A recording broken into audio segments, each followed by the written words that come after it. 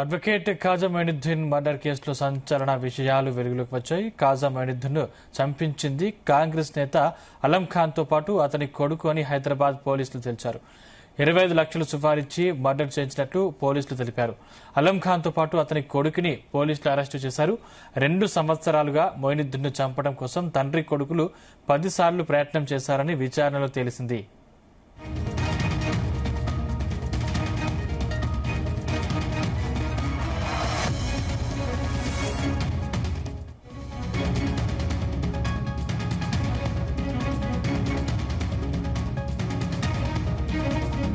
ఇదే అంశానికి సంబంధించిన మరిన్ని డీటెయిల్స్ మా క్రైమ్ బ్యూరో చీఫ్ రవితేజ అందిస్తారు. రవితేజ, హైదరాబాద్ లో జరిగినటువంటి అడ్వకేట్ మొయినుద్దీన్ హత్య కేసులో సంచలన అంశాలు వెలుగులోకి వచ్చాయి. ఖాజా మొయినుద్దీన్ ని చంపింది కాంగ్రెస్ నేత అల్లం ఖాన్ తో పాటు అతని కొడుకు అంటూ కూడా హైదరాబాద్ పోలీసులు ఈ అంశంపై ఒక కొలిక్ వచ్చినట్టుగా తెలుస్తోంది.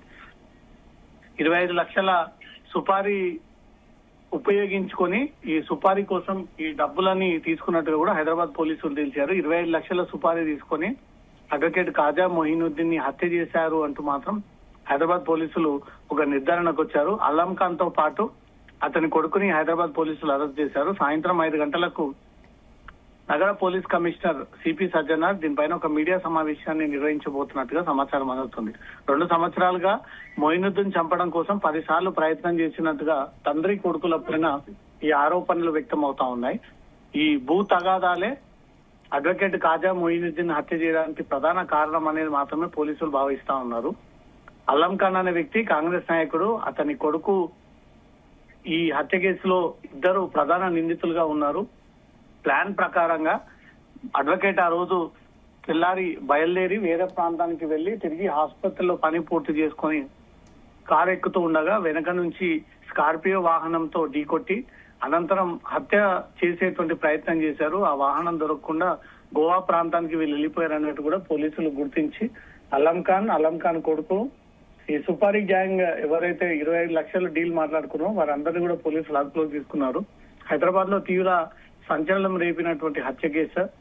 ఈ హత్య తర్వాత ఎంఐఎం పెద్ద మొత్తంలో రాష్ట్రంలో ఈ అంశాన్ని ఆందోళన వ్యక్తం చేసింది. ఇది ఖచ్చితంగా అధికార పార్టీకి చెందినటువంటి వ్యక్తులే చేశారంటూ కూడా మొదటి నుంచి కొన్ని అభిప్రాయాలు వ్యక్తం చేసింది. చివరికి పోలీస్ ఇన్వెస్టిగేషన్ లో కూడా కాంగ్రెస్ నాయకుడు అల్లం ఖాన్ హస్తం ఉంది, అతని నేతృత్వంలోనే అతని కొడుకు వేసినటువంటి స్కెచ్ ద్వారా ఈ హత్య జరిగింది అనేది కూడా పోలీసులు ఒక నిర్ధారణకు వచ్చారు. వీళ్ళందరినీ అదుపులోకి తీసుకున్నారు. మొత్తం 4 మంది సుపారీ గ్యాంగ్ ని కూడా పోలీసులు అదుపులోకి తీసుకొని హత్యకు ఉపయోగించి కారుని ఢీకొట్టినటువంటి స్కార్పియో వాహనాన్ని సైతం అదుపులోకి తీసుకున్నారు. ఈ సుపారీ గ్యాంగ్ ని ఎట్లా కాంటాక్ట్ అయ్యారు, ఎవరి ద్వారా కాంటాక్ట్ అయ్యారు, ఈ వ్యక్తి చనిపోయిన కంటే ముందుగానే ఎన్ని డబ్బులు ఇచ్చారు, హత్య తర్వాత ఎన్ని డబ్బులు ఇచ్చారు అనే వివరాలన్నీ కూడా హైదరాబాద్ పోలీసులు సేకరిస్తా ఉన్నారు. సందీప్, ఏంటి రవితేజ, వ్యక్తిగత కారణాలుగా పోలీసులు చెప్తున్నారు అంటే నేరం అంగీకరించిన నేపథ్యంలో వీరిపై ఎన్ని సెక్షన్ల కింద కేసు నమోదు చేసే అవకాశం ఉంది? క్లియర్ గా ఇది హత్య కోణంలో కనబడతా ఉంది. గతంలో 10 సార్లు ఈ ఖాజా మొయినుద్దీన్ అడ్వకేట్ ని అంతమందించేటువంటి ప్రయత్నం చేశారు. ఇవన్నీ వక్ఫ్ బోర్డ్ ల్యాండ్స్ అంశాలు కొన్ని అయితే ఇద్దరి మధ్యలో ఉన్నటువంటి రైవాల్టరీ, ఇద్దరి మధ్యలో ఉన్నటువంటి భూ తగాదాల కారణంగానే ఖాజా మొయినుద్దీన్ ని అల్లం ఖాన్ అతని కొడుకు హత్య చేసేటువంటి ప్రయత్నం చేశారనగా ఇన్వెస్టిగేషన్ లో వెలుగులోకి వచ్చింది. గతంలో ఎక్కడెక్కడ ఈ అటాక్ చేసే ప్రయత్నం చేశారు. తుటిలో తప్పించుకొని ప్రాణాలు కాపాడుకున్న తర్వాత పక్కా ప్లాన్ ప్రకారంగా ఒక సుపారీ గ్యాంగ్ ని దింపి 25 లక్షలు అడ్వాన్స్ ఇచ్చి దాని ద్వారా ఈ హత్యకు పన్నాగం వేశారు అంటూ కూడా ఇన్వెస్టిగేషన్ లో బయటకు వచ్చింది.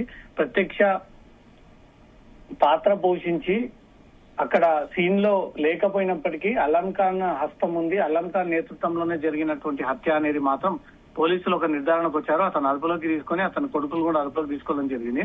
అడ్వకేట్ ఖాజా మొయినుద్దీన్ కి ఈ అల్లం ఖాన్ కి గల మధ్యలో రైవాల్టరీ ఏంటి అనే దానిపై కూడా పోలీసుల వివరాలను కూడా సేకరించి సాయంత్రం మీడియా ముందు ప్రవేశపెట్టబోతా ఉన్నారు. Thank you Raviteja.